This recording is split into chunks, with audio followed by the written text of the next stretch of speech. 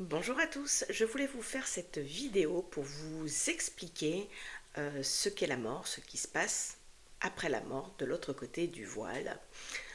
Pour tous ceux qui ne me connaissent pas, je suis Ludivine, je suis messagère des âmes, des anges et des guides. Je vous mets en descriptif dans la bio tous les liens pour me retrouver sur les différents réseaux sociaux, que ce soit Facebook, Instagram ou là YouTube, pour pouvoir, en fait, à travers mes lives, vous réconcilier avec la mort, recevoir des messages de vos proches disparus. Je vous explique un petit peu tout ça, tout l'envers du décor de l'au-delà. Alors, la mort, qu'est-ce que c'est? Tout ce que je vais vous dire, c'est vraiment ma vérité à moi. Ce sont les messages que je reçois lors des consultations individuelles ou lors des consultations en groupe. Ce sont vraiment les messages que l'on me transmet de l'autre côté et que je dois vous transmettre euh, pour vous expliquer, vous réconcilier, vous apaiser. Alors, la mort, qu'est-ce que c'est? La mort, déjà, dans la vie, la mort n'est qu'une étape. Pourquoi? Parce que l'âme éternelle. L'âme est éternelle. Elle continue son chemin de l'autre côté. En fait, c'est ni plus ni moins, de manière imagée, lorsqu'on s'incarne dans sa vie terrestre, on intègre un corps, notre corps physique, qui serait de manière imagée plus ou moins notre véhicule terrestre, notre moyen de nous déplacer tout au long de notre vie sur Terre. Et au moment où vient notre moment de la mort, en fait, la mort, c'est ni plus ni moins l'âme hors du corps, en fait. C'est ni plus ni moins au moment où l'âme quitte son corps terrestre, quitte son véhicule, comme si elle partait en voyage, comme si elle prenait un sac à dos et qu'elle partait faire un tour du monde pour pouvoir passer de l'autre côté. Et qu'à un moment donné, nous aussi, on se retrouverait de l'autre côté quand nous aussi viendrait le temps où on prendrait notre sac à dos pour pouvoir partir de l'autre côté. Et en fait, l'âme qui est envolée, l'âme qui a pris son sac à dos, elle continue d'être auprès de nous, elle continue dans son grand voyage de nous envoyer des signes. Alors, moi je vois la mort autrement maintenant, pour avoir un petit peu compris tout ça, compris ce qu'il se passe. Euh, et par exemple, je dis toujours que comme l'âme part en grand voyage avec son sac à dos, faire son tour du monde, elle, elle nous envoie un petit peu des cartes postales. Ces cartes postales, qu'est-ce que c'est? Ce sont ni plus ni moins les signes qu'il nous envoie au quotidien. Alors, je sais combien c'est difficile lorsque on est dans le deuil, on est encore dans ce moment difficile de la non-acceptation, en fait, dans la colère, la tristesse. On a du mal, dans un premier temps, de voir tous ces signes. Mais une fois qu'on les voit, ces signes, moi je sais que j'émets toujours plein de gratitude et je vous conseille, pareil, d'être dans la gratitude lorsque vous voyez des signes qu'il vous envoie, c'est un peu ni plus ni moins comme si qu'il vous envoyait une carte postale. Qu'est-ce que c'est ces signes? Ce sont des heures miroirs que vous voyez, ce sont des plumes que vous allez pouvoir voir, ce sont des pièces de monnaie que vous allez trouver par-ci, par-là, les plumes, les odeurs, lorsque d'un seul coup vous êtes chez vous par exemple, et que vous avez l'odeur d'une âme envolée, d'un proche disparu qui vous passe comme ça, c'est ni plus ni moins une carte postale, comme si qu'il nous envoyait une carte postale. C'est un signe qu'il nous envoie, c'est une présence. C'est ils ne sont pas loin de nous en fait. Alors dans d'autres vidéos qui viendront certainement plus tard, mais surtout lors des lives que je fais régulièrement sur les réseaux sociaux, j'en parle de tout ça, des signes qu'ils nous envoient, donc je développe et je développerai lors d'une prochaine vidéo comment les interpréter, comment les demander. Mais, mais c'est vraiment de se dire que l'âme qui s'est envolée, en fait, elle reste toujours auprès de nous. C'est ni plus ni moins comme si elle passait la pièce d'à côté, en fait. Donc, elle est toujours là au moment phare et important de notre vie, que ce soit des naissances, que ce soit des mariages et de Noël. Ils sont toujours là. Mais ils sont toujours auprès de nous, donc c'est vrai que malheureusement, on ne les voit pas forcément, on ne les sent pas, on ne peut pas les toucher, mais on sait qu'ils peuvent nous envoyer ces cartes postales, ces signes, et puis on sait qu'on peut toujours communiquer avec eux, on peut toujours leur parler.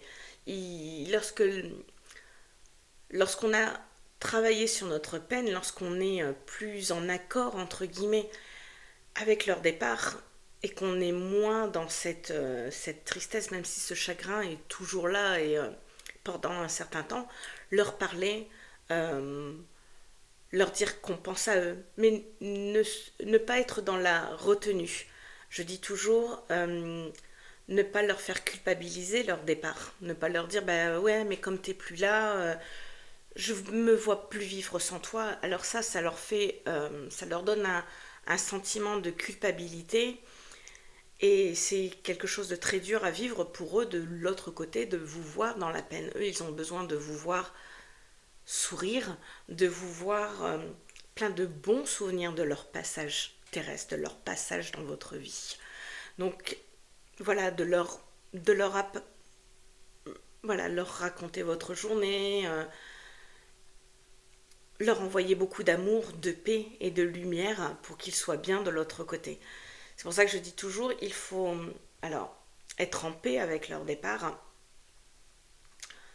Être en paix avec leur départ. Alors je sais qu'il y a des départs qui sont beaucoup plus difficiles à accepter, des départs par accident, des départs qui n'étaient pas entre guillemets calculés, qui n'étaient pas des personnes qui partent trop tôt, trop jeunes, voilà, il y a des départs qui sont plus ou moins difficiles à accepter. Mais je vais prendre par exemple le départ de quelqu'un qui était dans une maladie, voilà, de lui adresser de l'amour, de lui dire qu'on est en paix avec son départ, qu'il va pouvoir être mieux de l'autre côté, pouvoir se délester de tout son poids, de toutes ses blessures physiques, de ses blessures émotionnelles, de sa maladie ou des choses qui lui ont été dures à traverser en fait.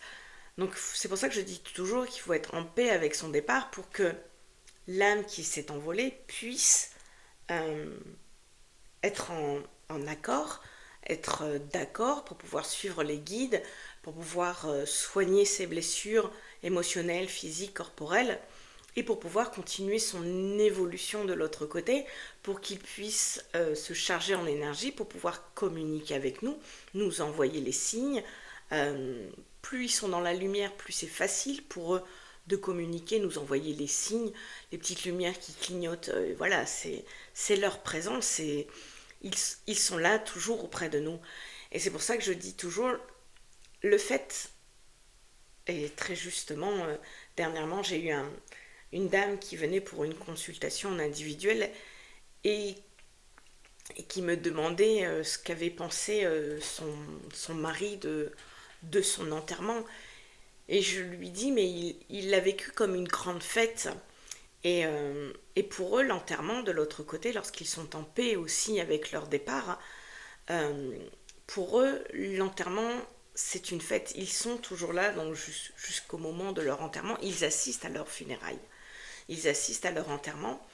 Et c'est vrai que généralement, quand vous faites une fête pour un anniversaire, pour un mariage, on envoie les invitations et tout le monde n'est pas présent.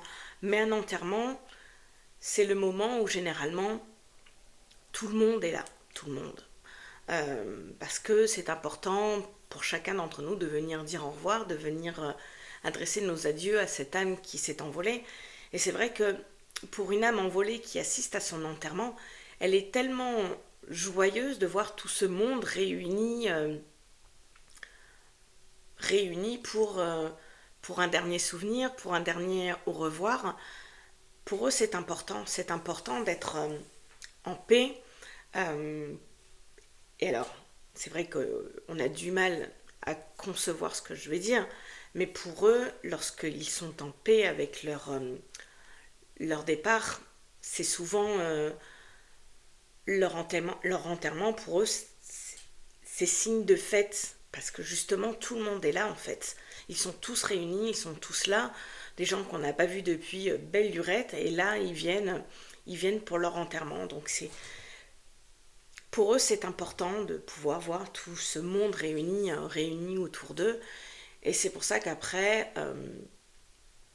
quand ils continuent leur évolution, euh, ils ont besoin qu'on leur parle, ils ont besoin voilà, qu'on pense à eux, leur envoyer des mots d'amour, des mots tendres, euh, de la lumière, de la joie et de la paix. Et c'est important pour eux de continuer leur évolution et qu'ils ne soient pas dans la retenue, de ne pas nous voir dans la tristesse, de ne pas s'infliger cette culpabilité, la culpabilité de se dire bah tiens si t'étais encore là, ma vie serait pas comme ça, j'aurais pas fait ça, enfin voilà. Il faut aussi s'enlever ce poids et leur enlever le poids à eux aussi de l'autre côté. Donc ça, c'est des choses que je suis là pour vous accompagner, vous aider lors des consultations. Je vous transmets les messages que je reçois de vos proches disparus, que je reçois des guides pour vous aider justement à traverser cette épreuve de deuil en recevant des messages de vos proches disparus et, euh, et nous envoyer de l'amour et vous aussi de leur envoyer de l'amour par mon intermédiaire. Donc voilà, n'hésitez pas à m'envoyer des messages si vous souhaitez plus de renseignements pour les consultations. N'hésitez pas à me suivre également sur les divers réseaux sociaux que je vous propose dans les liens pour pouvoir avoir plus d'informations sur les consultations, sur la vie après la vie et sur ce qui se passe de l'autre côté. Je vous dis à très bientôt. Bonne journée à vous.